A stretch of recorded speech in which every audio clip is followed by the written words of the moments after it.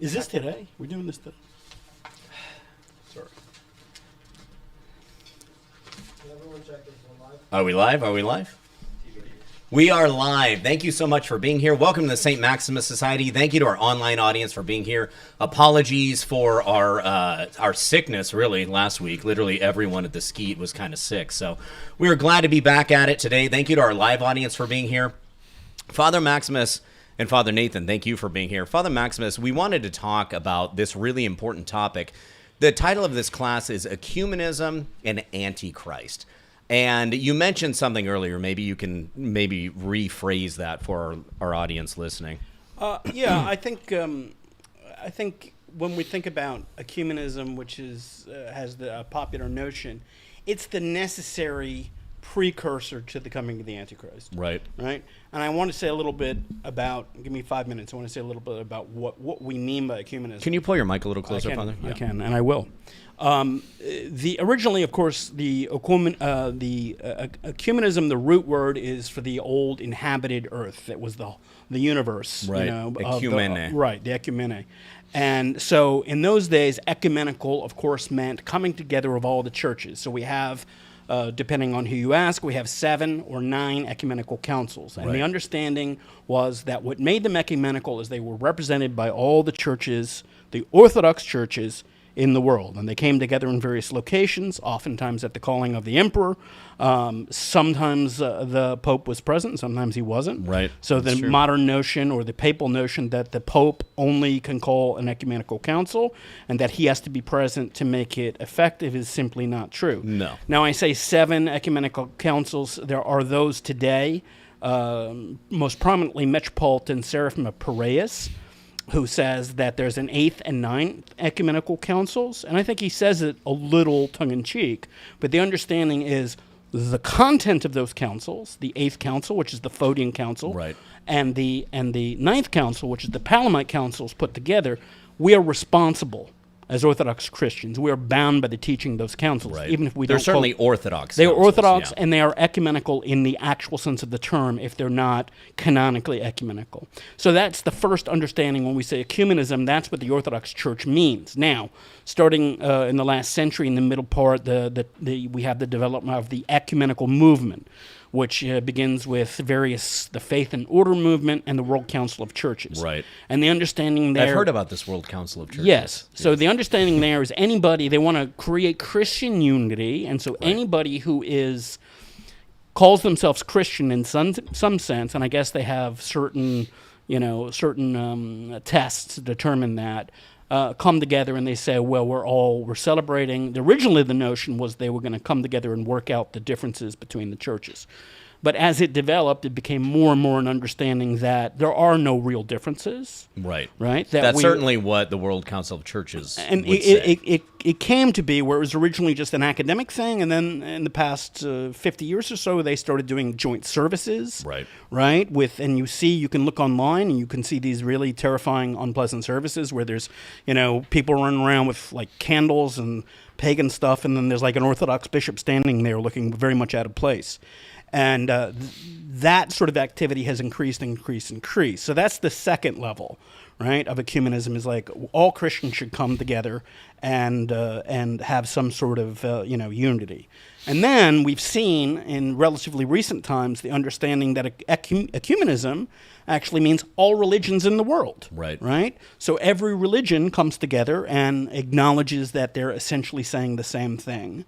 And then after that, of course, comes the religion of the Antichrist. Right. Because St. Paul tells us very prominently that the cross, we glory in the cross, and we think of the cross, we imagine, the Lord up on the cross and his bodily, crucifixion, but also the cross we understand the cross to mean separation of truth from error. Right. Christ said he brings a sword to divide. He brings a sword. So at this stage in Orthodox Christianity, we have to avoid the notion that for the sake of the word that is always thrown and goes back for centuries, back to the Council of Lyon, where John Bacchus, who was the villain there, basically accused his enemies of lacking love. Right. Right? Because we're not together because we don't love them, right? Exactly. So yeah. fast forward to this year, last week, right?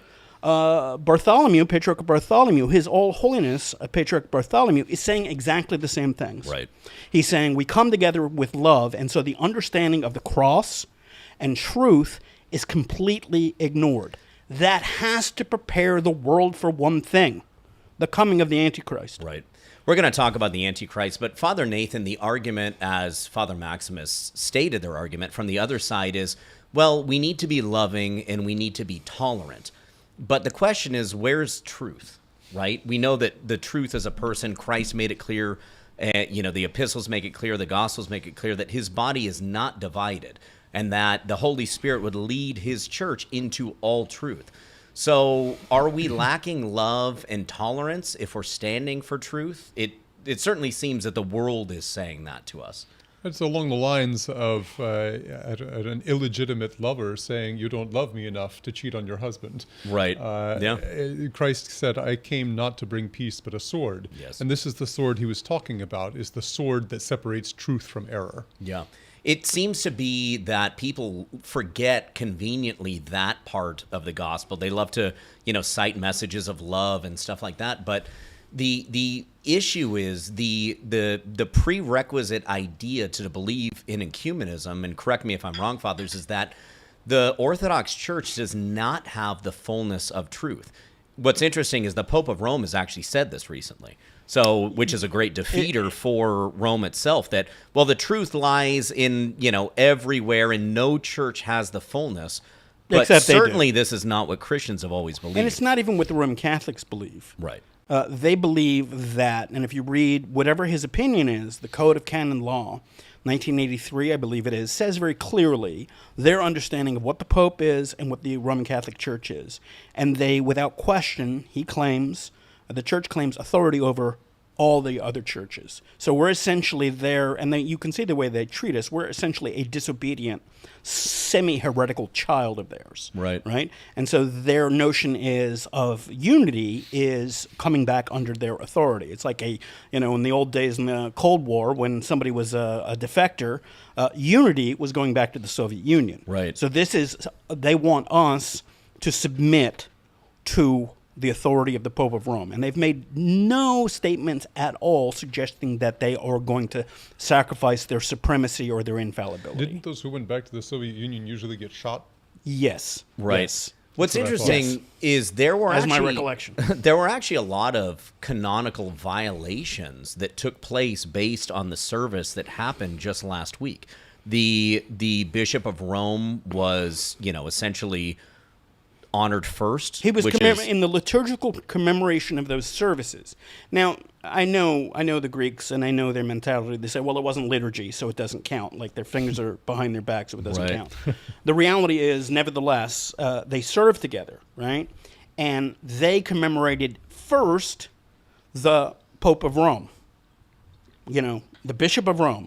Right. The Orthodox everyone present commemorated him as the primate of Who has not been in the church for over 1,000 Hasn't been in the years, church, right. but in their mentality, he is. So then secondarily, they started playing games because they should have commemorated the ecumenical patriarch, but then they did Antioch, and they sort of messed it up so that they could say, well, we were doing something different. Right? They always, when you watch what they do, there's always the plausible deniability.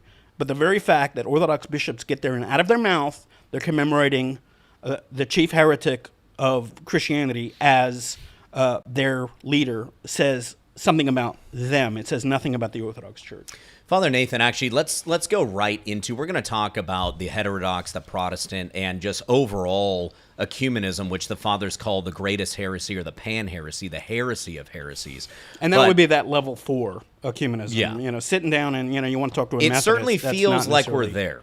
It really does. The climate is that we're pretty much there. But Father, if you would read some of the quotes of the saints there regarding the heresies of the Pope. Starting with St. Mark of Ephesus. Sure, yeah. In fact, those two would be great. St. Mark of Ephesus writes, firstly, it is impossible to recall peace without dissolving the cause of the schism. Right.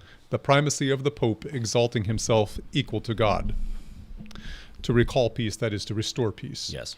And secondly, he says, I am convinced that the further I depart from him, that is, from the Patriarch of Rome, and from those like him, the Latin-minded, the closer do I draw near God and all the faithful and the Holy Fathers. And the more I am separated from them, by so much more am I united to the truth and the Holy Fathers. That's great. St. Eugene Popovich says, in the history of the human race, there have been three principal falls, that of Adam, that of Judas, and that of the Pope. The principal characteristic of falling into sin is always the same, wanting to be good for one's own sake, wanting to be perfect for one's own sake, wanting to be God for one's own sake. In this manner, however, man unconsciously equates himself to the devil because the devil also wanted to become God for his own sake, to put himself in the place of God. We see this in Isaiah. And in this self-elevation, he instantly becomes the devil, completely separated from God, always in opposition to him. Therefore, the essence of sin, of every sin, consists of this arrogant self-aggrandizement. This is the very essence of the devil himself, of Satan. It is nothing other than one's own wanting to remain within one's own being, wanting nothing in the desire to always be by himself, to always belong only to himself, to be entirely within himself and always for himself, to be forever hermetically sealed in opposition to God and everything that belongs to God. St. Eugene Popovich. Strong words. So let's just, since the time of Mark of Ephesus, which is at the time of the Council of Florence Ferrara, which the Orthodox Church rejected. Well, the leaders of the Orthodox Church accepted union with the Latins.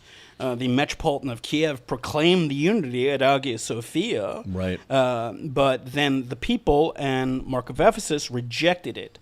What has transpired in the Latin Church since that time that makes it more likely that we should be in union? Since that time, they have canonized a papal infallibility, right, and they have dogmatized infallibly the Immaculate Conception. Right. So we are, without question, in a worse circumstance than when we rejected the papal union all those years ago, and even before that at 1274 at the Council of Lyon. So the notion that what has occurred now, why is in 2025, why is the words of St. Mark of Ephesus, or in 1979, the words of St. Justin Popovich, why are they inaccurate? What has transpired?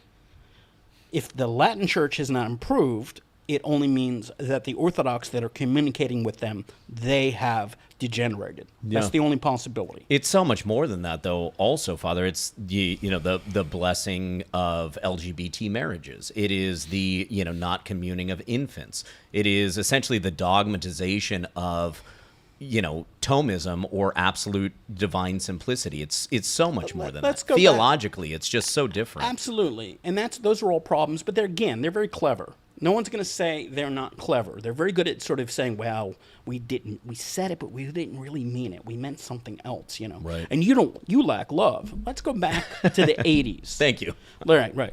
Maybe I do. I don't know. But I'm not going to be a heretic. They're not, whatever else. Let's go back to the 80s. I was contacted by he's an Orthodox priest in the Ecumenical Patriarchate in Europe. And we were talking about his experience in Europe, which he says the Orthodox situation in Europe is even worse than it is here, which is sort of hard to imagine. But we were talking about Assisi. Does everyone remember Assisi? Yeah. Assisi was a meeting, an ecumenical meeting that was conducted by John Paul II. And in Assisi, at the church, the main cathedral in Assisi, they had Buddhists and various other pagans, Hindus, etc., and so forth, and they took idols, literal, physical idols, and they placed them on the high altar of their churches. Do we need any? And what did they do with the man who organized this? They glorified him as a saint. So they haven't apologized for that. How do we, as the Orthodox Church, we look around the room and we see how many people who gave their lives in dramatic fashion for failing to throw a pinch of incense on Caesar, and they're calling for us to unite with a body that is placing pagan idols on their own altars. Right. How is that not a preparation for the Antichrist? I think the Antichrist probably is going to be a little bit more slick than that. Right. That is such an obvious, huge, huge problem. And Catholics will say, well, it was the 80s. We had a Catholic lady here, and she was asking about Orthodoxy, and she was saying various things, and I was nice as I could be, maybe too nice. You can ask George. I was trying to be, pleasant. But at a certain point, I said, well, what breaks any possibility of even discussion, we should not even sit down with them, is the fact that the Pope claims supremacy over every living creature in the universe, literally, and infallibility. And I understand they have all kinds of rules that makes infallibility. Well, you can only do it on Tuesday if you're sitting in the chair, and you can only say something that's right. Well, that being the case, ladies and gentlemen, I can be infallible sitting in my chair, because if it's just, but they say he's free from the possibility of error, which is absurd. And I said, that's like negotiating with a man who's got a machine gun. Well, he never uses it. I can't talk with somebody who might use the machine gun. He has these powers that he can use. There's no possibility of sitting down and discussing somebody who has this, as St. Justin says, this satanic, lunatic understanding of his role in the church. Yeah. Sorry, I feel very strongly. No, it's great. For our online audience, I see the super chats rolling in. Thank you so much. We'll get to those very, very quickly. We really appreciate it. We got a $50 super chat here. Glory to God. Father Nathan, if you would read that last quote by St. Justine Popovich, and then if you could comment on exactly what he's saying. For all of those that are wondering about Orthodoxy and what it means to be Orthodox, may St. Justin illumine you. St. Justin may be above my pay grade, but That's I'll okay. let you be the judge. The first truth of Orthodoxy is that man does not exist for the sake of man, but for the sake of God. Amen. Or, more fully, for the sake of the God-man. Therefore, we stay with the God-man in the name of man. In him alone is an understanding of man's being possible. In him alone is a justification for man's existence possible. All the mysteries of heaven and earth are attained in this truth. All the values of all the worlds that man can contemplate. All the joys of all the perfections that man can attain. So, Father, it seems like what St. Justine is saying is that the God-man, the Theanthropos, Jesus Christ, the Son of the living God, is the head of the church. He is the only true head of the church, and we are the body. You think? I think that's what he's saying. So then the question is, what is the church, right? There seems to be a different definition of, as we touched on earlier, where is the church? What is the church? Why is it so important then to hold on to the truth of Orthodoxy, especially now, in your opinion? And that's called ecclesiology, Right. from the word ecclesia. Yeah. And it's the understanding of what is the church and what is most certainly not. Yes. And it's these lines that are blurred in these type of ecumenical meetings, which were coming up on the St. Herman's Youth Conference that's held every year. And back when I was a kid, they were showing us videos of what this looked like and the kinds of idolatrous nonsense that are taking place with Orthodox bishops present for these kinds of things. And it's a shame. It's a scandal Of course. that bishops attend these things. I remember in the old days, the justification for the Russian church and whatever was because it was an opportunity for them to get outside the Soviet Union, right? I don't see that's an issue anymore. So No, agreed. That's not, and that maybe never have been a sufficient issue. But Dostoevsky treated this issue of papism in coming back to papism Sure. again for a Yeah, moment. let's talk about when it. he in the Brothers Karamazov, in the whole episode of Ivan Karamazov's poem, as he called it, describing the Grand Inquisitor, and Yes. he presented a scene where Christ returned to earth a second time, and the people were ready to receive him, but the Grand Inquisitor raised a finger and had him arrested, and then came and spoke to him in prison and said, "What are you doing here?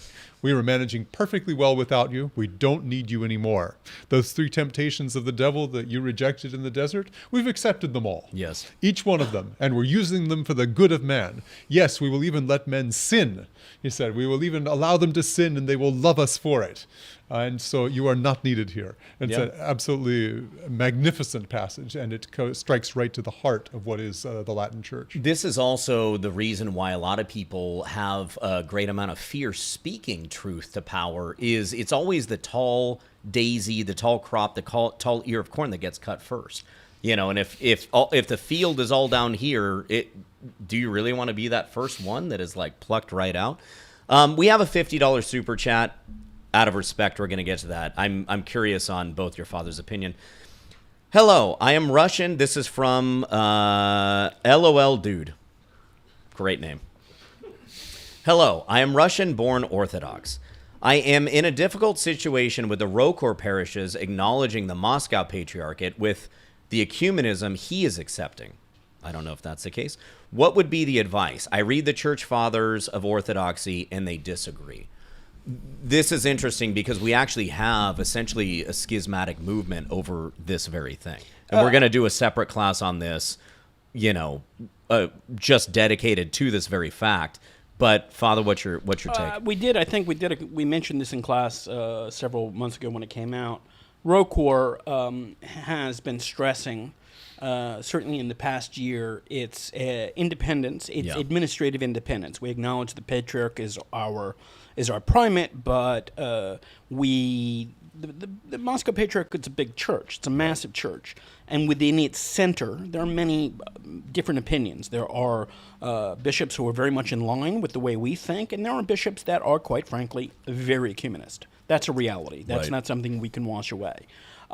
We recently put out a letter 6 months ago, I can't even remember time anymore, where we stress the fact that we have in Rokor, we have some concerns with some of the activities of the Moscow Patriarchate, now not necessarily the Patriarch himself. Their understanding of the leadership of the Moscow Patriarchate is they believe being involved in formal ecumenical dialogue and discussion is something that is permissible and desirable. We may disagree. Obviously, Rokor doesn't participate directly. But I think what has happened in the past several years is because of the situation in the Ukraine, which forced a separation between Moscow and the EP. And the EP, I think the leadership of the Moscow Patriarchate is looking at its involvement in these ecumenical things a little bit closer than they did before. It's also important to observe the documents that the Moscow Patriarchate has most explicitly not signed. Right. Refused to sign on to. They're much more careful, and I think the feeling is that probably they're moving away from this formal participation in the ecumenical movement. But big organizations are slow to move. So I think in the circumstance, if you're in Rokor, to answer the person, our church is very traditional. We have no connection or desire to be involved in the ecumenical movement. We don't participate in the United States. Right. As far as I know, none of our bishops participated in it anywhere. And I remember, I maybe have said this on the online before, but I remember several years ago, Metropolitan Hilarion, I was at the monastery in Resaca, and I was going off, like I do here, about the papacy and the movement to join it. And I was like banging on the table. It's like, I won't join. No matter what happens, I won't join. And Metropolitan Hilarion said, me neither. Yeah. The notion's like, no, this is not something. So I think even in the last 2 weeks, there has been, both Bishop Luke and Metropolitan Nicholas both issued statements reaffirming the independence of Rokor, which is very, very important. It's asserting it that our relationship has become, when we first came in, everyone wanted to jump in, and it was one big happy family. And then slowly, we realized that the Moscow Patriarchate's a big church, and there's some people that we love and support, and then there's people we have big problems with. Yeah. So in Rokor, anyone who starts evincing ecumenical activity tends to disappear very quickly. Yeah. We have a priest in this state, I won't say who still doesn't commemorate the Patriarch of Moscow.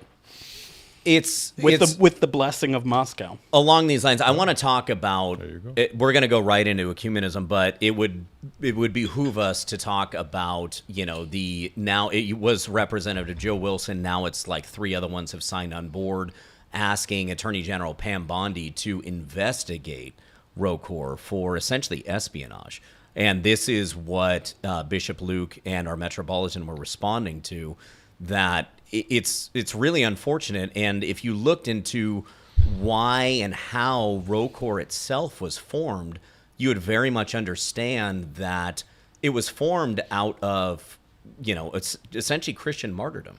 People that were standing up for the faith, that were not going to go along with the communists in Russia. But it seems to be that for a lot of, unfortunately, Republican conservatives, that we're still living in the Cold War now. Yeah, I warn people, me and Let's some of warn my them other again. priest friends, that everyone, let's cozy up to a political party because they seem to have our interest at heart. And then, lo and behold, Right. what it says in scriptures: "Put not your your trust in princes, in sons of men, and political parties." In whom there is no salvation. Yeah, or they hope. will turn Yeah. on us. The idea is like, oh, if the Christians take over, that'll be great for us. Well, we're like 2% of the population, and we may be the last one to be put in the camps, but we're going to the camps. Yeah. So the notion that somehow they're looking out for us. Now, Father Mark Mancuso, who's the dean of the Carolinas, apparently Joe Wilson's office is like next door or very close to his parish, and he knows a great deal about him.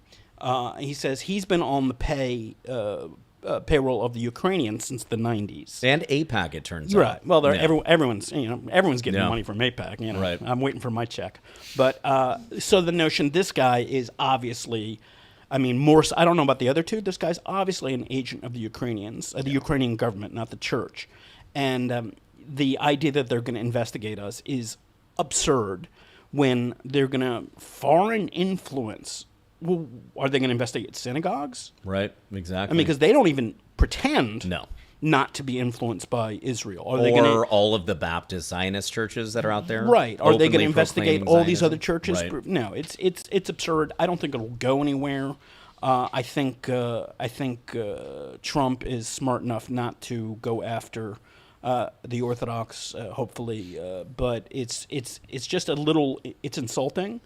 Yeah. But it's not, it kind of fits in with the saints and the martyrs and Yeah, Orthodoxy yeah, no, itself. and it It's like, hopefully- we're go ahead. You know what I mean? Hopefully it will be a lesson to Orthodox Christians that whoever's in power, Right.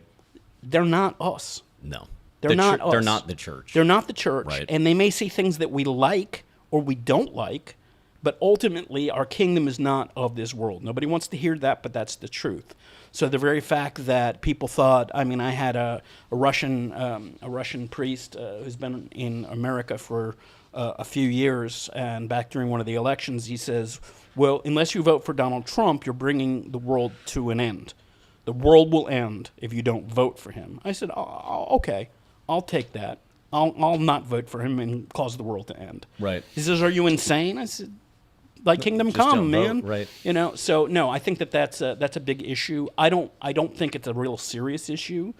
I don't think we have any agents in ROCOR. To be honest, it's not impossible. No, anything is possible. Anything yeah. is possible, and particularly there was after the reunion, there was a sort of an onrush of problematic individuals Right.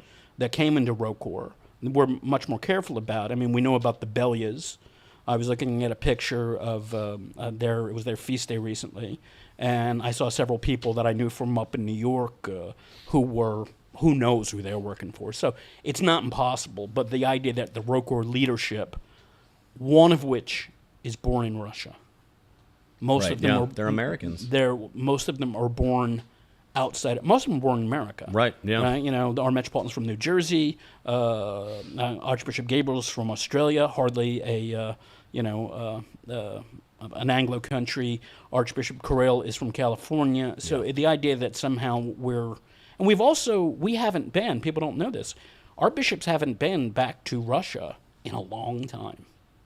In years and years. Right. So I think it's ridiculous. There's a lot there. Father, if you would, let's talk about ecumenism now. We know where the church is. Let's talk about this push to redefine what the church is, who the church is, how proper worship. If you would read the first quote there by Archbishop of Verkey.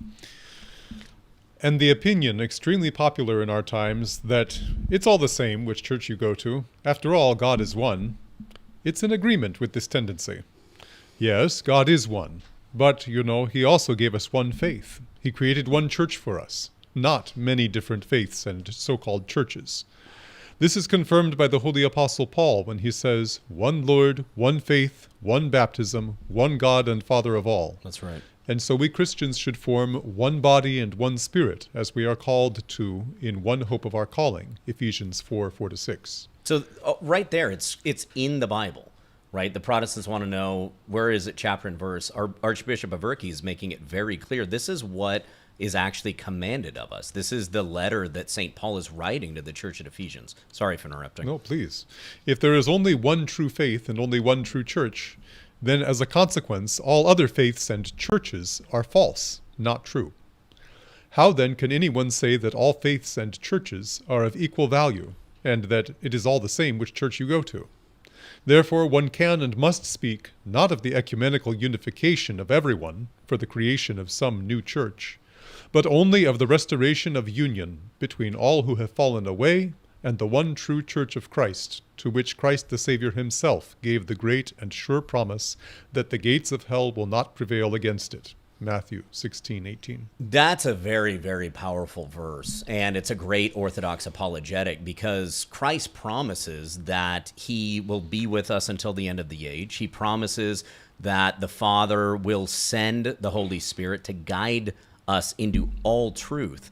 And the presupposition you have to have then to not be Orthodox is, well, the gates of hell prevailed against the church. Right, and you also have to ignore the history of the church completely, because you have to either, for example, we see the saints on the walls, my patron saint, either he was right or he was insane. Yeah. Because if that's not important, I mean, monothelitism, this is, no one even knows what it is. How could it be important? And he was willing to suffer for it. All of the saints were willing to suffer for what is perceived by people as being extraneous. But they understood, because their nous was pure and they were deified, they understood that these minor a cancer cell is a little tiny thing, but it can grow and destroy the body. Right. Right? And that is precisely what we have seen happen in the various, like, for example, in the Roman Catholic Church, but we see in the Protestant churches, some of which are not even recognizable as anything Christian. I mean, they talk about Jesus, they have like a mythology with Jesus in the name of it, but their theology is it's made up. Yeah. Father Seraphim Rose, in his book Orthodoxy and Religion of the Future, it has not yet been too carefully observed where all this is leading, but logically the path is clear. The ideology behind ecumenism is an already well-defined heresy, that the Church of Christ does not exist and no one has the truth. The church is only now being built. I actually come from a Protestant background that very much believes that. But it takes little reflection to see that the self-liquidation of Orthodoxy, the Church of Christ, is simultaneously the self-liquidation of, and this is important, Christianity itself. That if no one is of the Church of Christ, then the combination of all of the sects will not be the church either, not in the sense in which Christ founded it. And if all, quote, Christian bodies are relative to each other, then all of them together are relative to other religious bodies, and Christian ecumenism can only end in syncretic world religion. Father Seraphim Rose. This is exactly what we were saying earlier, Father, that this is where we, not slowly, because he's writing this in the 1970s, we are steamrolling towards that right now. Yeah, it's been like this. Right. There's been times where it looked like it was going to happen tomorrow, and then there's been 5 years where nothing really happens. And it seemed to me that with His All Holiness getting older and his health is not good, that he was going to try to push this thing before he reposes. and he may still try. But every time you have a new patriarch, there's like it's a reshuffle of the deck. It would be, even though I think even what they're doing now is hugely problematic, it would be extremely difficult to actually do the deed and actually begin. I mean, every time they come close, it causes difficulty, but they've been playing footsie for 500 years. So the question is, will they be able to do it? And I think at some point, It's a funny image. yeah, but that's precisely what's been going on for 500 years. Right, flirting. They've been flirting. And the yeah. whole question is, but each of these flirtations that we've seen get more and more people. It's a visual thing. It's a photo op. Right. They want to And see once those. you flirt and then you get to Yeah. first base, then, I mean, home but base is almost there. You look at the reaction of like the Roman Catholics on this, and you look at the reaction of the liberal Orthodox. They're just filled with joy, Right. just seeing the two together, and they know what they're doing. Eventually, they're making that preparation for not the Orthodox Church, but a portion of the Orthodox Church, But an actual to join union, up. yeah. An actual union, Yeah, which is a problem. Yeah, it's That's a what I problem. mean by who's home-based, going to go? yeah. Who's going to go with them? Right? It's not. It's going to be. It'll just cause a major horrible schism. Yeah. Father Nathan, would you actually read the next two quotes from modern saints, St. Paisios and St. Porphyrios? St. Paisios writes, "Much is coming to the surface, little by little. The situation is horrible. Madness has gone beyond all bounds. Apostasy is upon us. And now the only thing left is for the son of perdition, mentioned in 2 Thessalonians 2:3, to come. The world has turned into a madhouse. A great confusion will reign, in which each government will begin to do whatever comes into its head. We'll see how the most unlikely, the most insane events will happen. The only good thing is that these events will happen in very quick succession. Ecumenism, common markets, a one-world government, a single made-to-order religion, such is the plan of these devils." And St. Porphyrios writes, "Only the religion of Christ unites. Only the religion of Christ unites, and all of us must pray that they come to this. Thus, union will occur, not by believing that all of us are the same thing, and that all religions are the same. They are not the same. Our orthodoxy is not related to other religions."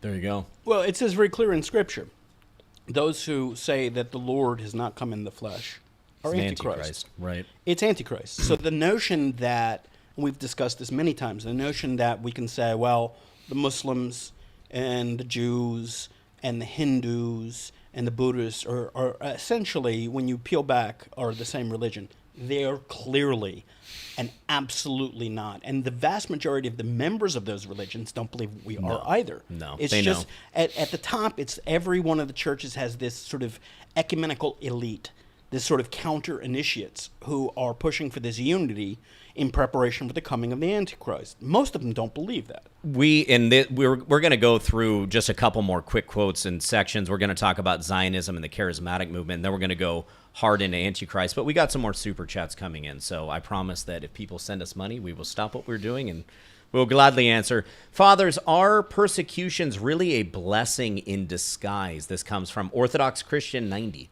Thank you for your super chat, Orthodox Christian 90. Absolutely. Absolutely. And it's and none of us probably in the room have ever had anything approaching the persecutions that the saints have. Many of the Holy Fathers of the last century said this is going to be a century where our mission is to confess Christianity. Just even now, people even saying, I'm an Orthodox Christian, is the society is so opposed to it. And we're, like, quite honestly, compared with previous generations, we're very weak. And so for people even just to say, I'm an Orthodox Christian, is going to be a powerful thing. And it's going to lead to a soft, mostly, at first, a soft persecution. Being shunned, not getting the job you want, being, Lord have mercy. Lord have mercy. What was that? Was that the sword? The cats aren't even in here. No. The cats aren't even here. Things like that. The Antichrist spirit. He's not happy.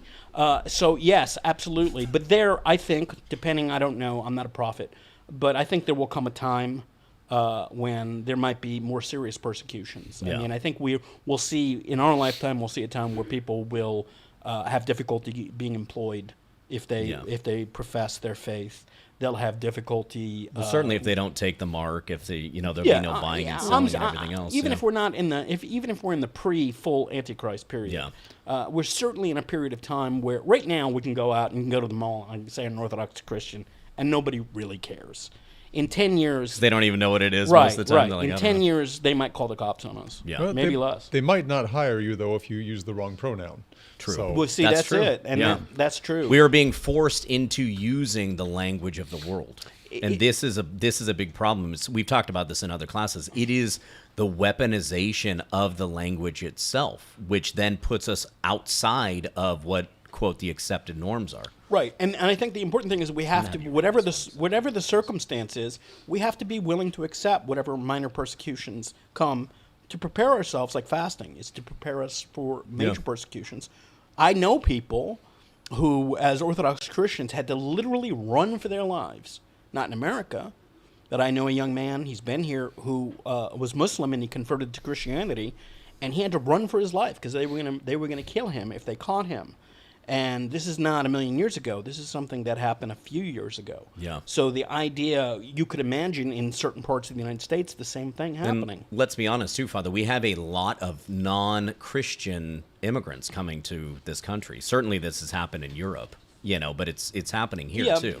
Some not so friendly to Christian immigrants. I agree with that, but we just a few minutes ago said right now our three principal persecutors publicly are Christians. No, by their definition, not by our definition. What exactly? So then we get back into this is why Holy Orthodoxy and the truth is so important, because what is Christianity? Father, if you would read that next super chat. So it says, Spasiba, though off topic, when my Rocor church in Massachusetts began telling our parish to wear masks in the church during COVID, I could not participate.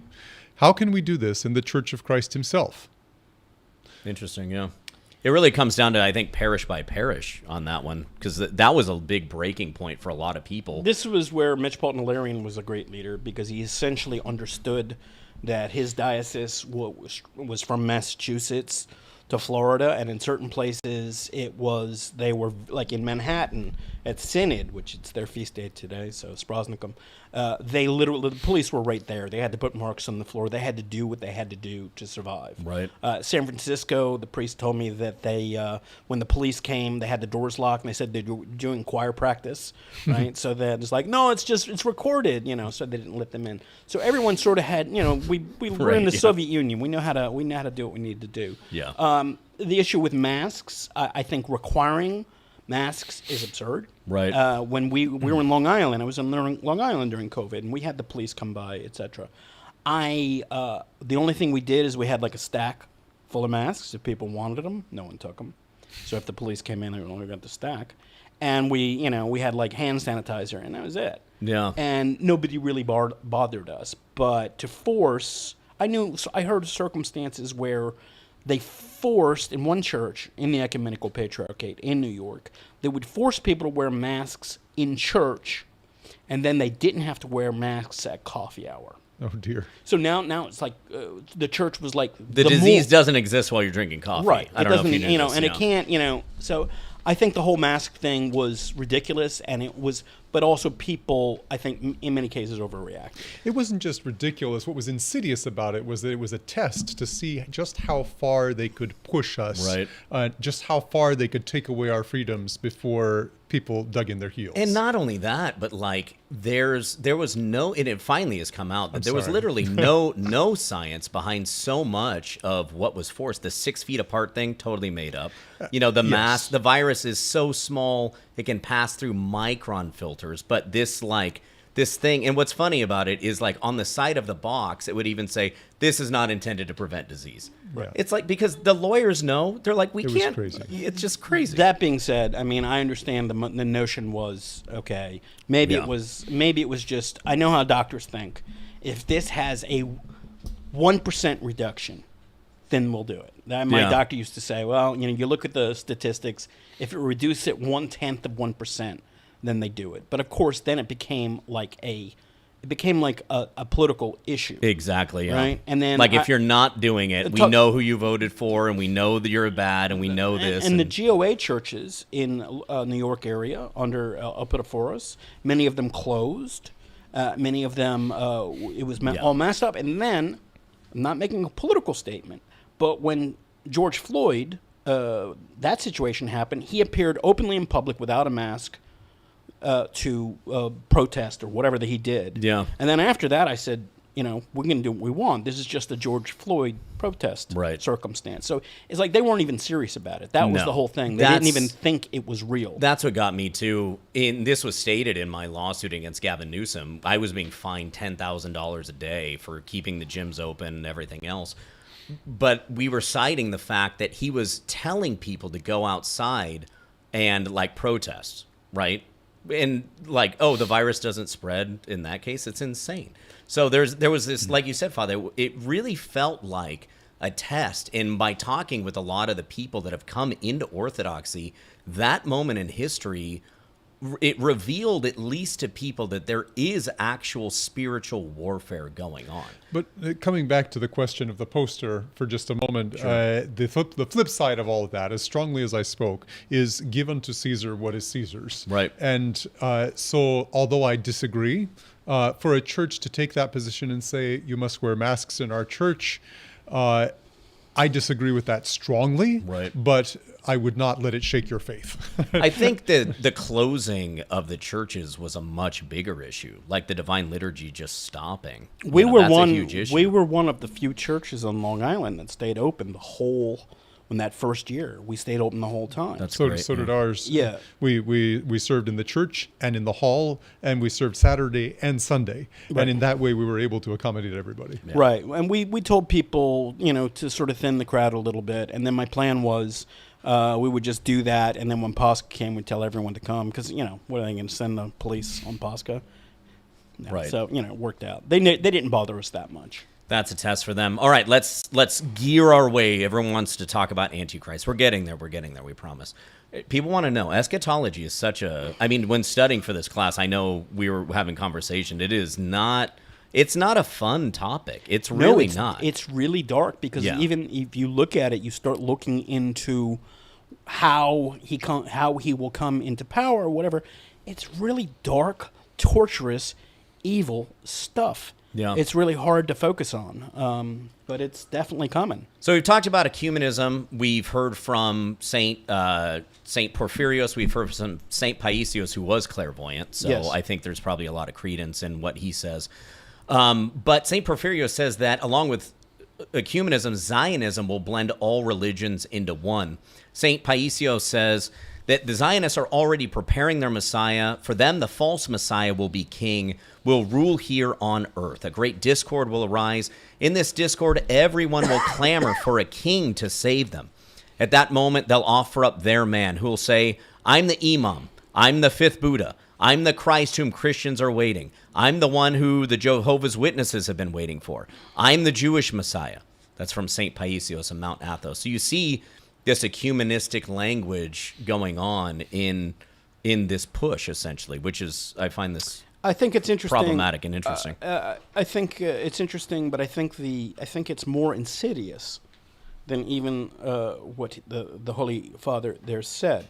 I think the vehicle is a doctrine that is, I think, infecting many of the leaders. Some of which I know are committed this way of perennialism. Yes, and what exactly. perennialism is, it's a fancy kind. It calls itself esoteric ecumenism. Yeah.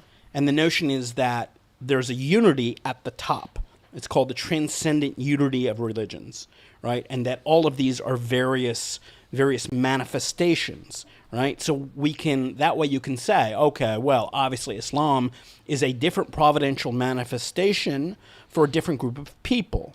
And Christianity is for another group of people, and Hinduism, that sounds nice, right? That sounds, very sort of, peaceful, until you realize, wait a second, this means God set these two groups and told them opposite things and set them at each other's throats. Right. So that makes God insane. Right. Yeah. Right. Exactly. So the notion is, yeah, maybe there's slightly different things, and I think we can look at different religions. There's always been good people within problematic religions that had good intentions, but Islam specifically is the opposite of Christianity, right?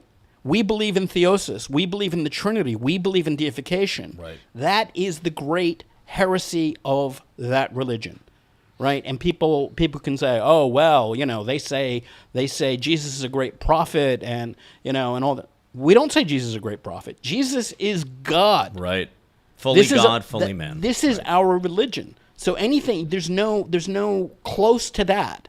Close but no cigar. There's no close to that. And Judaism is a religion that denies that Jesus is the Messiah, and they're waiting for another Messiah. Yeah. That cannot be in any way reconcilable with the Christian faith. St. Paisios also says that in the end, the Jews will pronounce the Antichrist Messiah in this rebuilt temple. The rabbis know that the true Messiah has already come and that they crucified him. They know this, and yet are blinded by egotism and fanaticism. So, I don't know. Strong words. This esoteric unifications. So somebody some group at the top that possesses the fullness of the faith, unlike all of these other little religions around the periphery. It sounds an awful lot like Freemasonry. Well, I have a very complicated theory about this, which I'll say a little bit. I think groups like Freemasonry and the OTO, the Ordo Templi Orientalis, the Brotherhood of Saturn, all these, various, the Process Church, which was the one that was associated with Charles Manson. Yes. All of these are what I think we can call pseudo-initiations. Right, they're basically dupes that are used at will by the real bad guys, and these are the counter initiates. These are the ones who actually, the elite that actually know what they're doing, right? They know who they're working for. Yeah. And I think that is something that, because people say it's the Freemasons, it's the Jews, it's the Zionists. All of those groups, all groups, including now we see Christian groups, we can see some Orthodox groups, can be used for this nefarious purpose. Because the important thing to remember is hell has no ideology. Right. Hell doesn't have a plan. Hell doesn't want you to believe anything specific. What they want you to do is to deny the cross and to deny the incarnation and to deny Christ. Right. If they can do that through economic means, if they can do that with Freemasonry, Ecumenism, if they can do that with anything, if they can do that with mere complacency, that's just as good. So I think Freemasonry exactly is, I think, like the Illuminati, they were shells, forms that were used by these higher level evil counter-initiates. That's my theory. That's borrowed, actually, from perennialism. Perennialism, whatever you want to say about them, they were really good at their critique of the modern world. And so, but that's where it stopped. They had a good critique, but they didn't have the solution. Well, that's a superb characterization that absolutely avoids falling into the trap of conspiracy theories and hyper-focusing and puts everything in its proper context. Because the thing is about conspiracy theories, there's so many conspiracies, but let me tell you something, you're not going to be able to figure it out. You can't figure it out. These are professionals with the power of devil at their hands. So you think with your little computer and your little cell phone, you're going to crack it. You're not going to crack it, because by the time you figure it out, there's something else. They've moved somewhere else, right? That dark movement is that's what, there was a cardinal back in the Reformation period who said, he says, I can't criticize Protestantism because it keeps changing. Right. Right? And there's a truth to that. The thing about the devil, everyone thinks, I have it figured out. No, you don't. Yeah. And you don't have to. You have to cling to the church and allow the cross to justify and illumine your thinking. You don't have to, because preparing for this class, whatever, I feel a little dirty. Yeah. I just want to go back to St. Maximus and and the Holy Chapters Fathers. on love, Right, exactly. You just mentioned something really important. You said anything outside of the truth, and essentially that is going to be anything that is not Orthodox Christianity at the end of the day. And this is the truth that other people don't want to hear. This is the social Yeah. cross. Yes. Because it puts us in a circumstance where we don't really have anything in common with anyone else. Right. And we love them, we want to teach them, we want to communicate with them, but the idea that because they agree with us on a particular political situation or they reject a particular form of immorality, Right. that somehow that makes them less bad, no. Or even if they believe that Jesus is God, but they deny baptismal regeneration or the Eucharist, Right. or this is And dogma. I This mean, is very important. this is a thing. struggle for me because I understand people who are closer to us are obviously people we can work with more easily. Right. But we can't fall into the trap of thinking that's it, that's enough, because then you're in the ecumenical trap. Yeah. Right? Because even the ecumenists would say, what if you could say like Charles Manson said, he said, I'm God, I'm Jesus Christ and the devil. Well, he's a Christian then, right? Because he professes Jesus Christ. It's like, no, they would say, we can't do that. But then you look at, people talk about like Zionism and synagogues, etc. There's a massive, super powerful, obviously satanic organization that has its tentacles in every town in America. It has huge popular people. It's called Scientology. Right. And Scientology is, L. Ron Hubbard, the founder of Scientology, was a Satanist. Yes. He was a member of the OTO. Who was the head of the OTO back in the 40s? Aleister Crowley. Right. So you look around, all these, Tom Cruise and all these other people are Satanists. Even the top orders of the Scientological group are called OT. This is why, as Father Nathan, you mentioned, ecclesiology is so important. A lot of people want to put soteriology or, salvation, the study of salvation or word about salvation, above Christology or above, ecclesiology. But you can't separate those two, because if you go back to a lot of the people who founded these, different heterodox movements, like Father said, you find some very disturbing things there. It's very true. The church is the body of Christ, and Christ came to found his church. And he did. Yeah. And the gates of hell will not overcome it. And that doesn't mean that people can't fall away from the church, right? People can leave the church. The entirety of the church, though, can never be overcome by Christ's own words. And sometimes there was only like St. Athanasius. We can drive ourselves out of it. Right. But the church remains. Yeah. All right. It's later than you think. Hasten, therefore, to do the work of God, says Father Seraphim Rose. Let's talk about Antichrist. St. John Chrysostom says in his homily on 2 Thessalonians, and he will be seated in the temple of God, not in that one only in Jerusalem, but even also in every church. Father, we're going to read, Father Nathan, I'm going to have you read what St. John of Damascus has to say on his exact exposition of the Orthodox faith, but I actually asked you about this earlier in the week. What do you think that means? That essentially in every church? I found that very interesting. It's like, is Antichrist going to deceive many of the elect? What's going to happen? Even the elect themselves would be, unless those days be shortened. Right. Even the elect themselves will be deceived. Yeah, I read that and I was actually kind of frightened. It is scary because the thing is, I think part of it is the notion that you have to transcend or penetrate deeper than externals. And it's very easy, and we see people in circumstances. What do you mean by externals? The Unionites look just like us. Sure. Right? You can dress like this and do whatever. Okay. But we've seen with, like, for example, the Roman Catholic Church, after it went into schism, now it's shells. They have all the offices, they do the rituals or whatever, but there's nothing at the core of it. And that is going to happen to branches of Orthodoxy without question. Right? So we have to use our time to study so that we don't fall into, the great example, St. Maximus, who's just a monk. He has to confront the Patriarch of Constantinople, who usually shows up as a villain in these stories, or often, and says, I don't care if the whole world communes with him, I will not commune with him. Now, how could this man say this? How could he not understand and be obedient to this high leader of the church because he knew the truth. Right? And every one of us, every Orthodox Christian has the ability to know the truth. So you better use your time to learn the truth. Right. So that when the counterfeit appears, you'll be able to recognize it. And the truth is a person.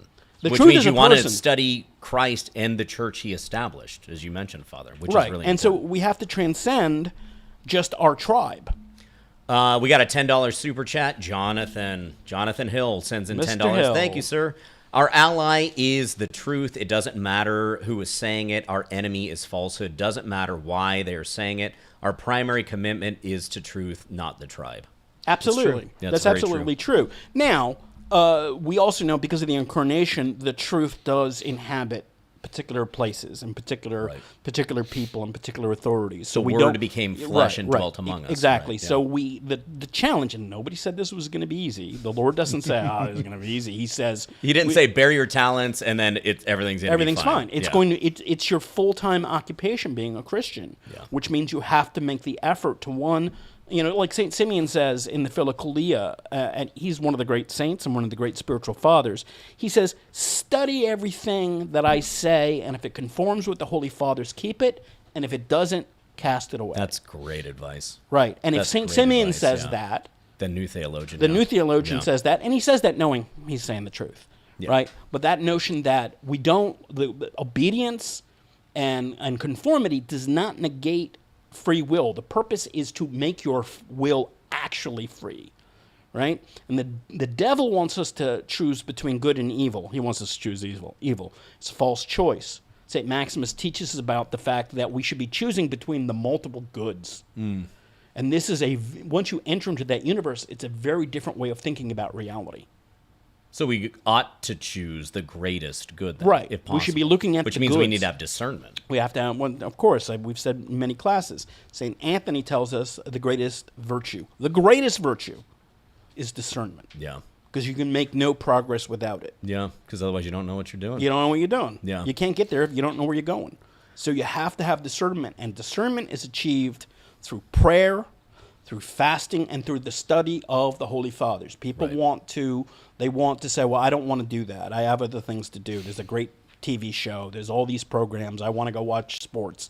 I have to talk to my girlfriend. Whatever. All that stuff is secondary. Talk to your girlfriend about the energy essence distinction. Right, It's a great dating topic. she'll love I mean, that. she's going to love it. It's Women- going to be awesome. women love yeah. theology. Especially on first date. So what's your take on St. Gregory Palamas? And no. So if the truth is a person, that person is the Theanthropos, the God-man, Jesus Christ, then Antichrist is anti-truth. Father, are you up for reading St. John of Damascus? It's a little bit longer. If you want to stop, I can cover the rest for you, but... You've got a great voice. Beginning to Our end? audience like it. All right. Whenever you want to young, you stop can and read. toss it to me, I'll take it. Let's go on. for it. All right. It should be known that the Antichrist is bound to come. Everyone, therefore, who confesses not that the Son of God came in the flesh and is perfect God and became perfect man after being God is Antichrist. But in a particular and special sense, he who comes at the consummation of the age is called Antichrist. First, then, it is requisite that the gospel should be preached among all nations, as the Lord said, and then he will come to refute the impious Jews. For the Lord said to them, I am come in my Father's name, and ye receive me not. If another shall come in his own name, him ye will receive. And the apostle says, Because they received not the love of the truth, that they might be saved. For this cause God shall send them a strong delusion, that they should believe a lie, and that they all might be damned, who believed not the truth, but had pleasure in unrighteousness. The Jews accordingly did not receive the Lord Jesus Christ, who was the Son of God and God, but received the impostor who calls himself God. For that he will assume the name of God, the angel teaches Daniel, saying these words, Neither shall he regard the God of his fathers. And the apostle says, Let no man deceive you by any means, for that day shall not come, except there come a falling away first, and that man of sin be revealed, the son of perdition, who opposeth and exalteth himself above all that is called God or that is worshipped, so that he sitteth in the temple of God, shewing himself that he is God. In the temple of God, he said, not our temple, but the old Jewish temple. For he will come not to us, but to the Jews, not for Christ or the things of Christ, wherefore he is called Antichrist. So let's pause right there. Father, this is what I asked you about earlier. It seems like, just from a cursory reading, that St. John of Damascus and St. John the Golden Mouth actually have a disagreement there. Yeah, I think I think they do. I think St. John Chrysostom is, I think they're both saying the same thing in some sense, but I think John of Damascus is being more specific as his tendency is. So could it be that, because St. John of Damascus is mentioning that there will be a great falling away, that might be what St. John Chrysostom is saying, that the churches themselves will essentially not be Orthodox anymore. They will fall away, and then they will accept Antichrist. Am I reading that right? I think that's true, but I also Okay. think, based on this is on Judaizing Christians, I think when they're talking about Jews, they're not necessarily just talking about Jews. They're talking about Judaizing Christians, Right. And we have to be very careful. So this is a lot of Protestant. There's a lot of denominations, Protestants, yeah. and this has nothing to do with genetics or DNA. Right. We have It's to belief, complete. yeah. It's belief, and even you can sort of, there are Judaic-wise people who are supposed Christians who have adopted this. And what does that mean? It means to reject. Right. So they're using it shorthand for people who reject Christ. Christ. Yeah, So yeah. the Muslims would certainly fall into this category as well. Absolutely, you're right. Right. And of course, they're both Saint John. Your patron saint is writing hundreds of years before before the coming of Islam, and John of Damascus is at the very beginning of it. But yeah, I think that's the understanding. It's anyone who rejects the divinity of Christ falls into that category. Yeah. St. John of Damascus actually says that elsewhere, that Islam is a type of Antichrist. He very directly says that. Sorry, Father. I was just thinking from a linguistic standpoint. Here we have St. John Chrysostom's commentary on Thessalonians. Right. We need a commentary on St. John Chrysostom. Right. Because he says that this Antichrist will be seated in the temple of God, not that one in Jerusalem only, but even also in every church. This is what has been discussed. And church is capitalized here. Right. So according to this reading, it's referring to a local church rather than a church building. So perhaps like the different churches discussed in the book of Revelation. That's a great example. That's a very good. That's a really good, and that's analogy, probably yeah. that's almost has to be what he means. for sure. Right, because it couldn't be in every temple, every church building, because that would mean 100% loss. Right. Whereas we even see now in every local church we have this movement, and the ecumenists are essentially the church's lampstand will be put out. They're right? deniers of the unicity of the divinity of Christ. Yeah. And I say that carefully because there are amongst the perennialists there'll be those who basically say, well, of course, no, he's uniquely, but that's for the Christians. And then Right. the Quran is the incarnation of God for the Muslims, and the Torah is the incarnation of God for the Jews, etc., etc. I guess they go to the Muslims and whatever, and that's just double talk nonsense. Absolutely, that is not what St. Paul was saying. That is not what the Holy Fathers preached. That's not what the apostles preached. That's not what St. John the Theologian is writing in Revelation. It's No. Christ is actually the one speaking there. So Christ says, "I am the Almighty, the Alpha and the Omega. This is my warning to the seven churches of Asia Minor." And it would do us well to reread that. So who's hiding in the woodpile here? Well, I think that's what this class is about. Right. So what justifies us modern people saying, "Oh, well, they meant well. Those primitive dudes back there, they meant well." But they didn't have iPhones and They didn't have. ChatGPT. Well, but I would think they would actually say they were not as evolved. Right. They would as use we that are. term. That's exactly right, when we yeah. had this Roman Catholic lady visiting as well, she says, "Well, don't you believe we have a higher consciousness now?" I said, "There's nothing in Scripture, in the tradition, that suggests that. Everything suggests the exact opposite, that we're dopes now." Have you been out on the street talking to people lately? They've Right. been coming in from the street. Right. It's been insane. Right. It's been a glory to God, but it's been weird. No, but around here. that's an important thing. I think, and, Y'all are not weird. and- We love you. and the very fact that in the Roman Catholic Church, a character by the name, I'm rereading all this crazy stuff, Teilhard de Chardin, Teilhard de Chardin was a Roman Catholic priest who was also a very strong evolutionist. Yes. all of his stuff was actually printed after he died. But he believed in, and he was popular. He's not been canonized, but he was popular in the Roman Catholic Church. And he believed in a thing that's called process evolution. Yes, I've Right? heard this. So that not only are we evolving, but we're evolving to the omega point, Right. when God becomes God. And this process theology understanding is actually, strangely, also, like I said, involved with, there was a process church back in the 60s that Charlie Manson was involved. Yeah. So it's well, that like, entire it's in- statement is Antichrist right there, that God will It's become God. That is what the saints are writing about, that they will declare himself God. So when God becomes God, and that will be the end. Right. So at this, but this is not somebody who's been condemned. Right. And there was, I'm not going to say who it is, but there was a prominent American priest, very popular 20, 30 years ago, who used to go to his grave, Teilhard de Chardin's grave, every year. And he said he was on to something. This is a priest that you all knew who he is. You've heard the name. Right. So this sickness, this cancer, is very deep in the bloodstream. Yeah. Yeah. It's very deep in the bloodstream. Well, I mean, it makes sense, because if we're all, it essentially, the theory of evolution, it's a theory, it's false, but it essentially is stating that nothing matters then. There's no teleology, It is nothing saying- matters, which means that just go do whatever you want It to do. says, and we believe that we can maybe do a class on evolution, because there is a distinction between microevolution. Green bird turns blue or something like that. That happens. We know that. But the notion that we human beings our nous is evolved from matter, Right. is absolutely unacceptable.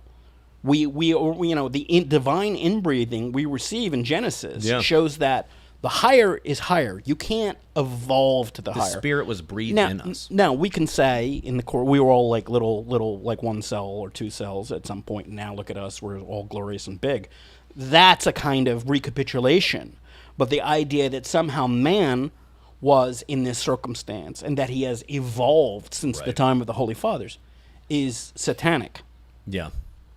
Yeah, we have to attack it directly. Father, do you want to keep going, or do you want me to take Go over? ahead, please. Okay. Where did we leave off? Right here? Okay. Let's see. Not for the Christ or the things of the church, wherefore he is called Antichrist. First, therefore, it is necessary that the gospel be preached among all nations. And then shall that wicked one be revealed, even him whose coming is after the working of Satan, with all powers and signs and lying wonders, with all deceivableness and unrighteousness in them that perish, who the Lord shall consume with the word of his mouth, and shall destroy with the brightness of his coming. The devil himself, therefore, does not become man in the way that the Lord became man, God forbid. But he becomes man as the offspring of fornication, and receiveth all the energy of Satan. For God, foreknowing the strangeness of the choice that he would make, allows the devil to take up his abode in him. He is therefore, as we said, the offspring of fornication, and is nurtured in secret, and on a sudden he rises up and rebels and assumes rule.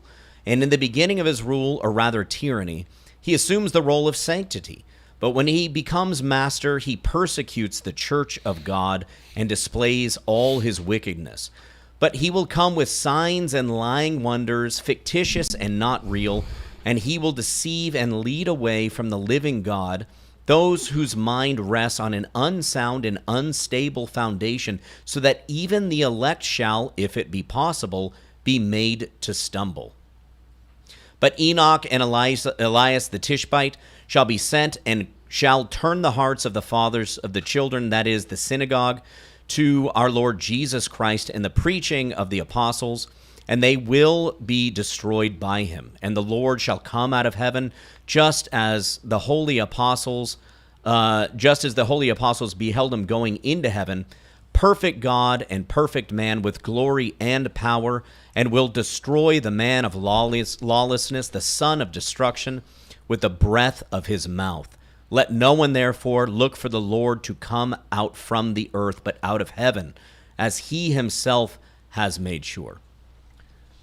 Want Wow. to talk about aliens for a second? Wow. No, that's an amazing, yeah.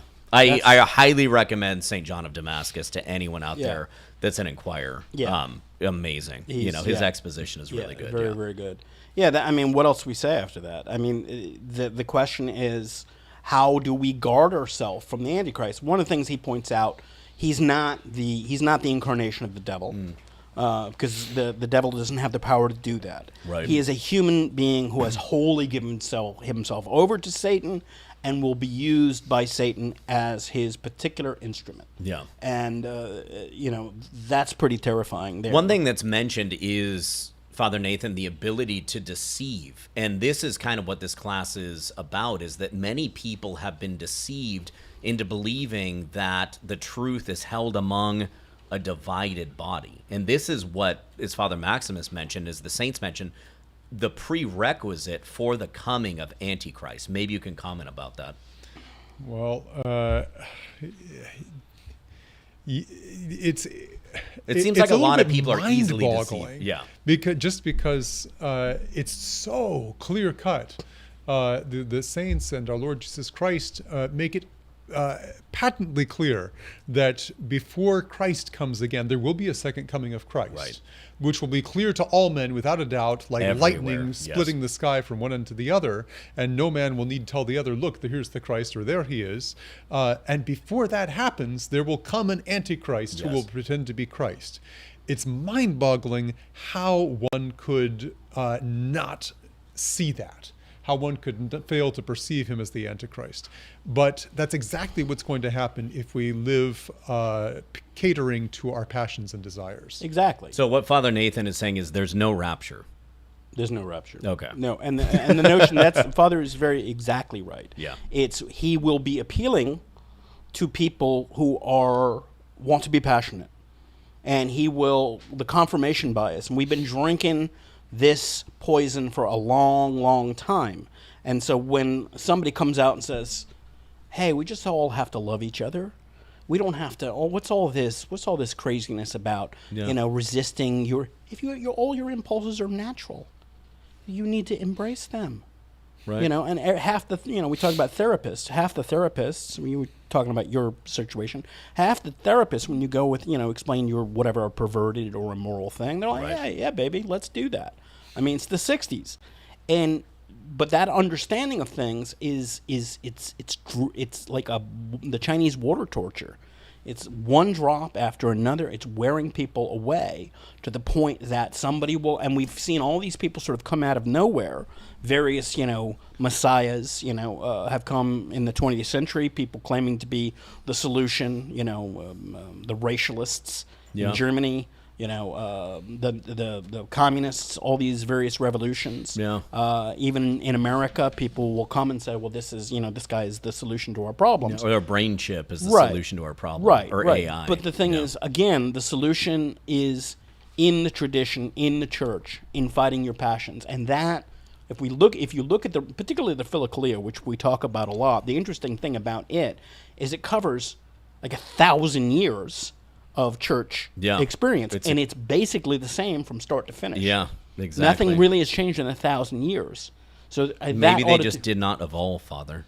They did not. Thank you. Because the truth doesn't. There's a kind of evolution that's called cancer, which is a de-evolution, and they kept free from that. George, if you could just send me like 2 or 3 of the best questions from the chat, that'd be good.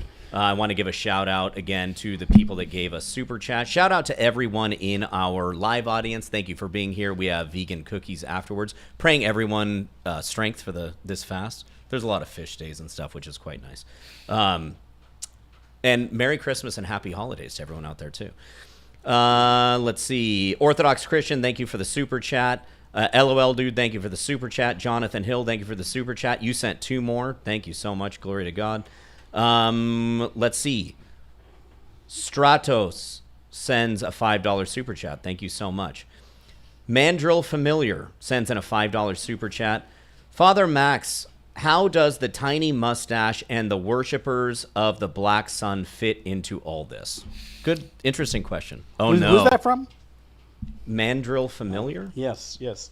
Very, very, very Cook, Father Cook. Very interesting name.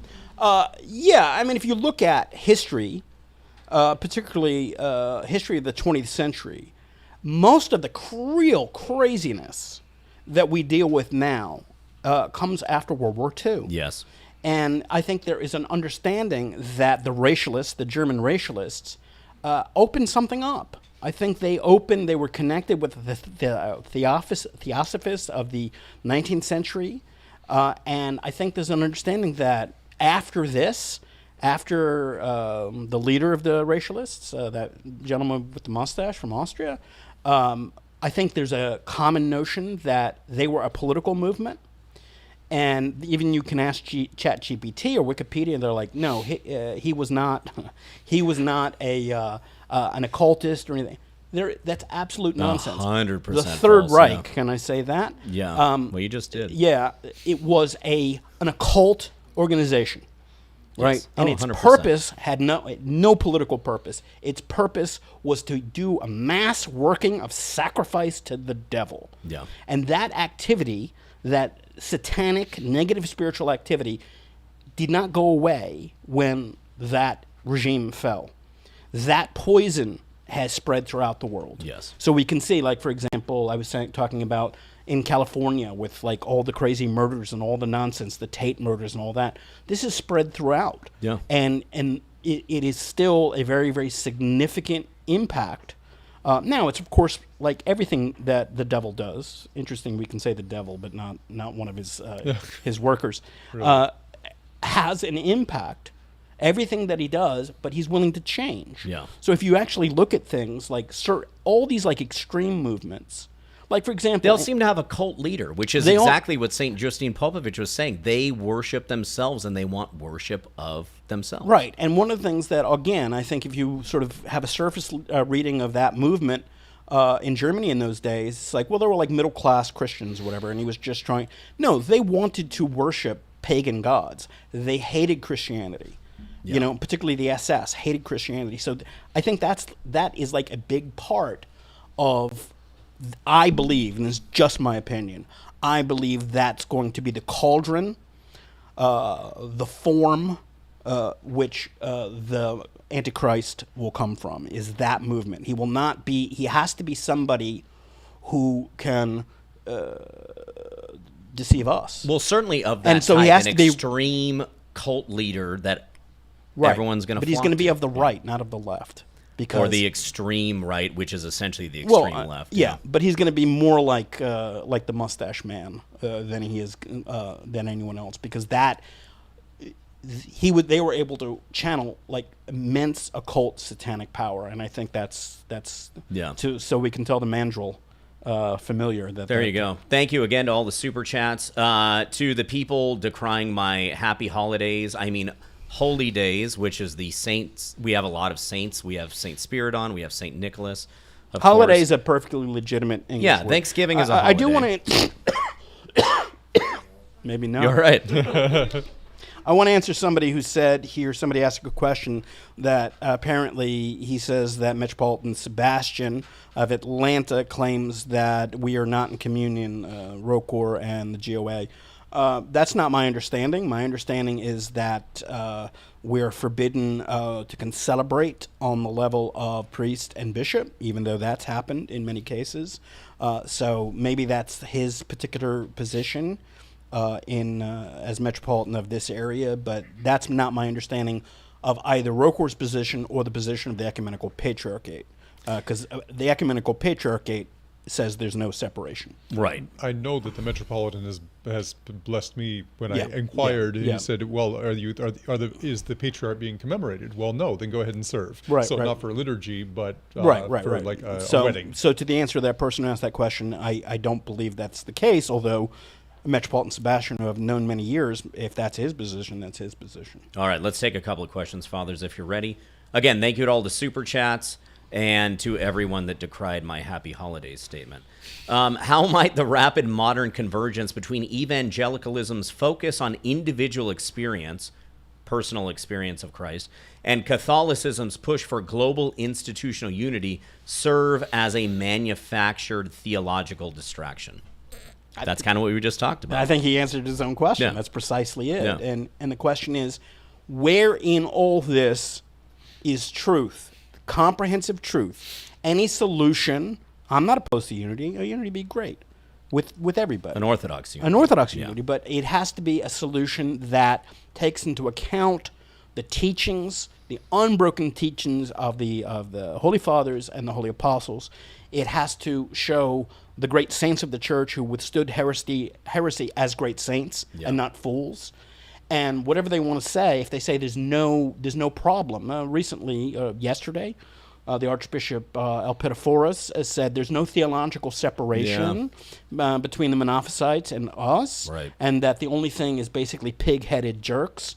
He doesn't use that phrase, but he's talking about people like me who don't understand that it's all resolved. Right. Pope Shenouda, after he reposed, it was revealed that he opposed theosis and deification, and he mocked those who believed in it, and he mocked that understanding as satanic. Right. Okay.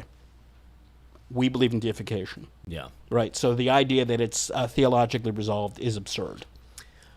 In the context of eschatology, what specific action should Orthodox Christians take today to ensure they are resisting the predicted falling away that must precede the final rise of the man of lawlessness?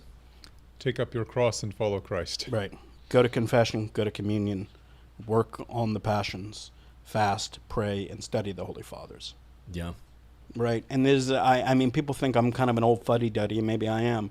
2/3, 3/4, 5/10, or whatever. Most of your reading should be the Holy Fathers. Yeah. Reading modern books about the Holy Fathers, some of them are good, some of them are bad, but it's always a risk. I will say this too.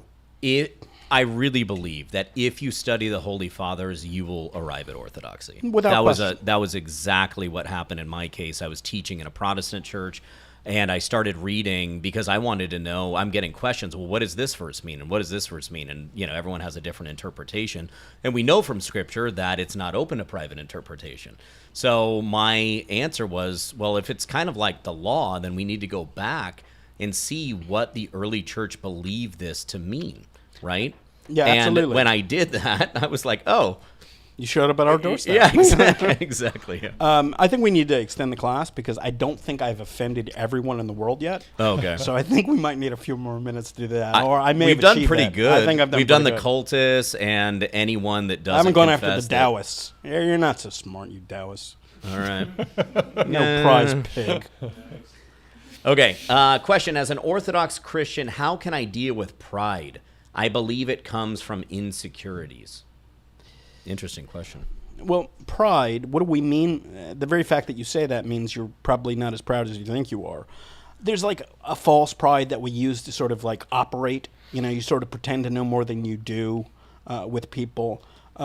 If you read the Holy Fathers, your pride is going to vanish because in addition to what they teach, you'll also realize there's been holy men and women who have done the work that make us look like morons, right? And so if you can be proud in the presence of St. Simeon, St. Maximus, St. John Chrysostom, then you're probably in delusion. But if you ask the question, you're probably not in deep delusion. So pray, go to confession. What if But we pride say I'm is- proud of you to somebody else? We Does it can't, matter in context? yeah, and like somebody complained that we say happy holidays. I mean, come on, man. We have a lot we have to carry as Orthodox Christians in the West. Can't we speak like normal people? Yeah, No, we I'm can't, proud of my apparently. cat, whatever. It doesn't mean I'm not actually, but it doesn't. It's just a thing you say better, to, cat. to show that you have love and you appreciate what someone's doing. So I think we're weird enough as it is. I think we might want to avoid, creating these fake lexicons that are not necessary. Now, there's some things that are, like, for example, I won't say Roman Catholic. I'll say the Latins because I think that's an issue. But saying, I'm proud of you on these holidays, I mean, come on, man. Sorry, Well, Father. no, it's just, you're right. Absolutely, proud of right. you, Father. At the same, thank you. At the same time, words are important, They are so although don't go after your neighbor for saying I'm proud of you, but to look at oneself and think, Is that really the right use of the word "I'm proud"? Well, that's worth weighing. We could argue that it might be more accurate. And I've thought about this. Yeah, I have to, because I'm proud of my kids sometimes, right? And I want to tell them well, but that literally my kids means, just did a show and they were the stars, and I was proud of them, and I told them this. Yeah. Right, but that's a bit of a misnomer, because that's to say that you are ascribing their glory to yourself. Right. Although they do come from half. Right. So there you go. And so it's very possible to say I'm proud of you and absolutely be proud. Yeah. And so we need to maybe evaluate that a bit. Is there a more accurate way of saying it, or at least of clarifying what we mean when we say that? Are we but like Father's saying, I don't want to say something weird like, I'm really happy with the decisions that you've made, and it brings me joy, even though I don't want you to be prideful. I'm telling you did a good Absolutely. So as a translator, that's what of many years, that's what I do, is look for a way to say things naturally that actually conveys the meaning. Let's see what the internet says. I would go with, I would propose something along the lines of, you did really well. Yeah. Well done. Yeah. Then it's not about me. No, that's actually probably better. So, Father? The internet says, I'm proud of you is a powerful statement of deep admiration, approval, and respect for someone's character, efforts, or achievements, boosting their self-worth and motivation. So yeah, I agree with you, Father. Words are critically important, but, on one level, we sort of have to, we have a question. Word games are also problematic. People get into I've been an abbot of a monastery, and you have to create lexical terms to describe. It can be a little exhausting. Live audience question? Yes, Romanos. So I feel like the warnings about ecumenism are very clear. Right, warnings about ecumenism are clear. How is it possible that it's a movement inside of the Orthodoxy? Is there not a lot of pushback? Why is it? The question is, why is it happening in Orthodoxy if Orthodoxy holds the truth? If we study the history of Orthodoxy, we understand heretical movements, and it's a heretical movement, have on several occasions taken over almost the entire church. Arianism. Arianism, Patriarch Saint Athanasius was literally running from. So he was hiding under boats. He was traveling all over, and his persecutors were the other patriarchs. So this is a circumstance. We have to have faith that, assuming this is not the end, maybe we'll have another 1,000 years. If it's not the end, it'll be worked out. And my fervent hope is, it'll be worked out, because it's so absurd. But we are the main, when the devils get up in the morning and they're thinking who they're going to go after, it's us.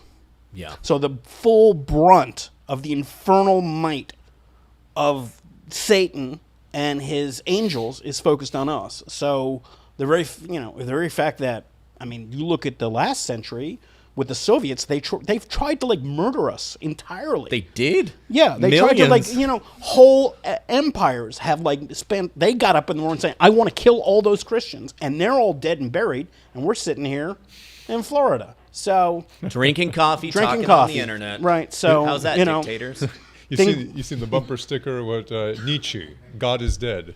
God. Nietzsche is dead. That's right. Exactly. Actually, yeah. Right. And as Saint Nikolai Velimirovich says, are the oppressors of the church are something like this, more poetically. The oppressors of the church who tried to kill us are in the graves that they dug for us.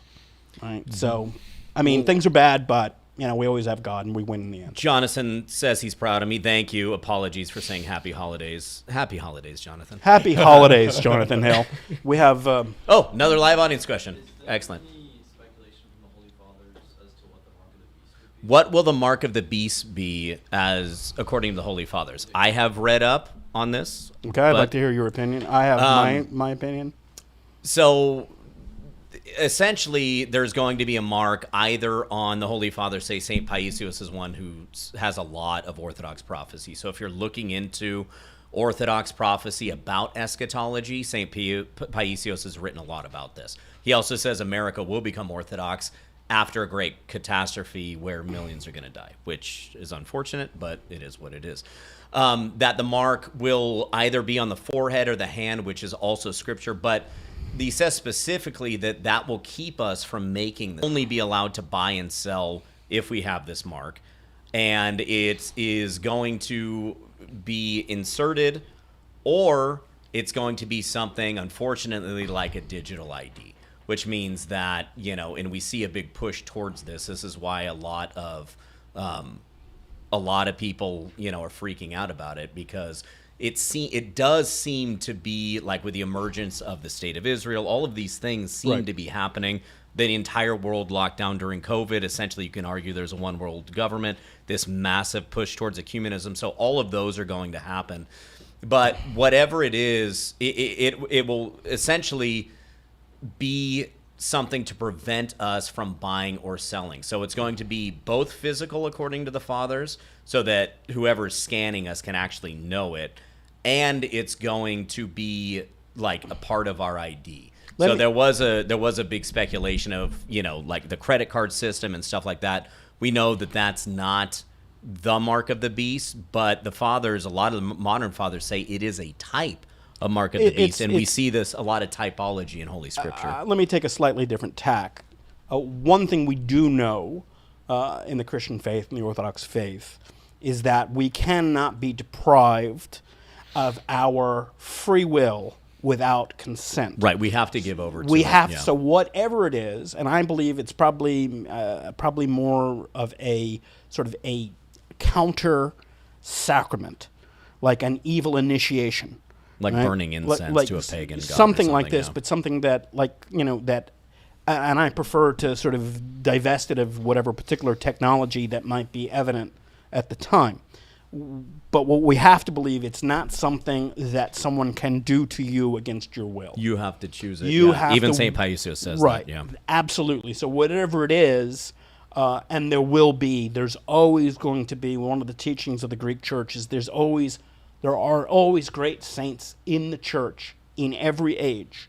They're not necessarily known or visible, but this is not something you can stumble into without taking it into consideration. Yeah. It's going to be very clearly a rejection of Christ. Now, what I would say is many people who think they're Christians might fall into this because they've been drinking this poison, right, and believe that Jesus is he's a guy I play soccer with, or it's going to be a acceptable to this false understanding of Christianity. But those who know the truth, those who know who the God-man is, will be able to resist. But even us, even hopefully us, unless those days be shortened, it's going to be really, really intense. All of the fathers do. Sorry, Father. No, all ahead. of the fathers do say that many Christians, unfortunately, will, because there will be a lot of starvation, a lot of hard times, they will give in because they will have children, and they will need to do that.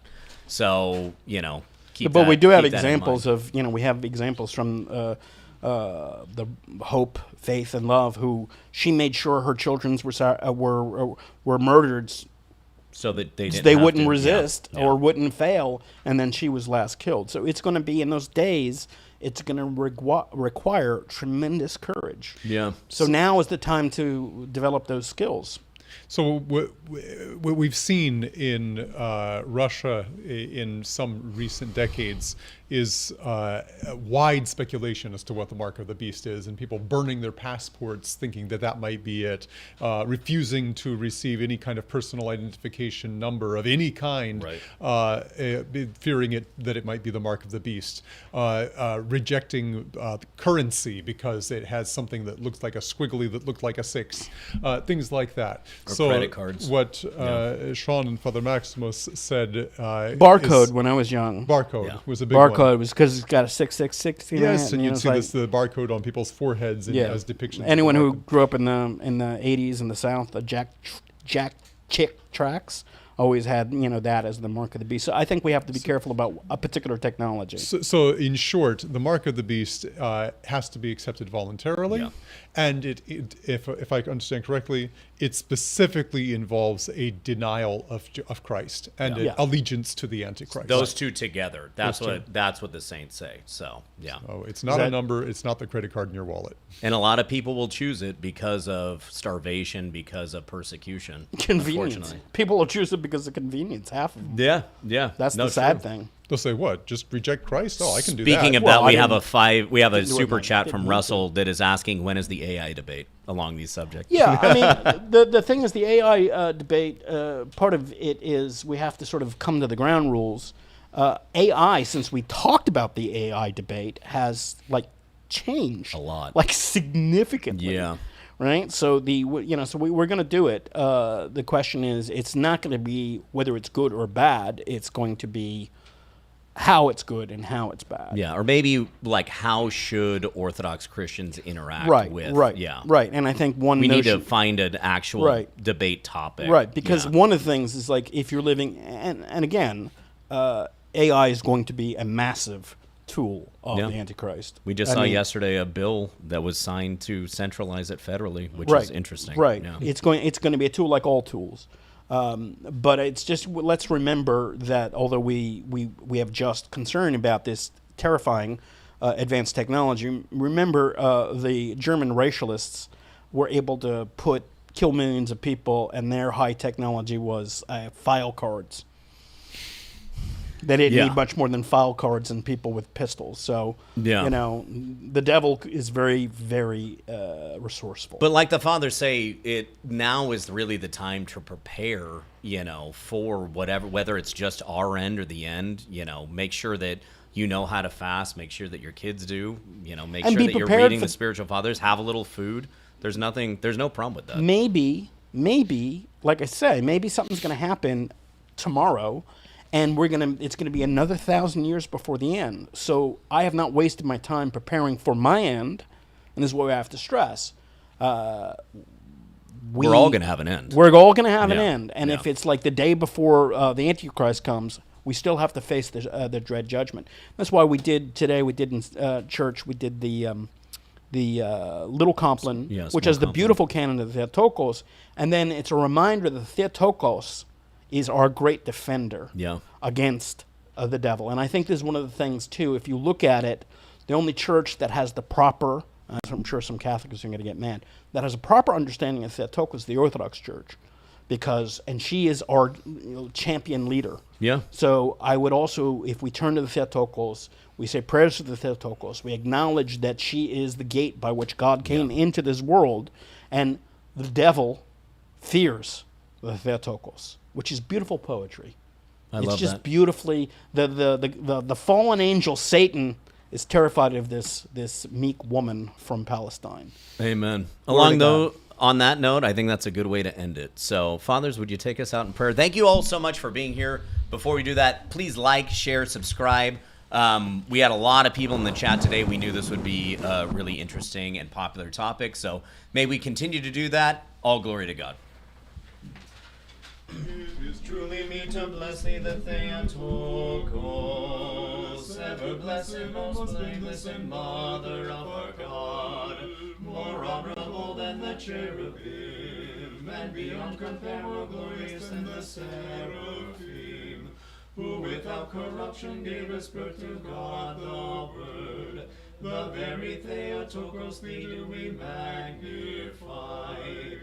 Glory to the Father, and to the Son, and to the Holy Spirit, both now and ever, and unto ages of ages. Amen. Lord have mercy, Lord have mercy, Lord have mercy. Father, bless. God is with us through his grace and love for mankind, always now and ever, and unto the ages of ages. Amen. Glory to God. Thank you, fathers. I don't know if that was good, but We had a lot of people. It was fun. Yeah, it was. Yeah.